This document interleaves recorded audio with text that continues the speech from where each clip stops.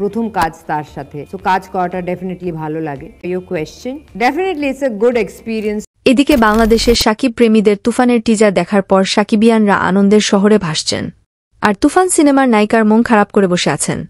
একটি গণমাধ্যমে উঠে এসেছে তুফান সিনেমার নায়িকা মিমি চক্রবর্তীর টিজার দেখার পর মন খারাপ। এই বিষয়ে মিমির কাছে জানতে চাইলে মিমি বলেন, এখনও টিজার দেখছেন, বাট ফুল ট্রেইলার তো এখনও দেখেননি। তাতে এত ব্যাড কমেন্টের কি আছে বুঝলাম না। যারা টিজার দেখার পরেও বলছেন তুফান সিনেমা কেজিএফ বা এনিমেল সিনেমার নকল, তাদের কথায় ভীষণ মন খারাপ আমার।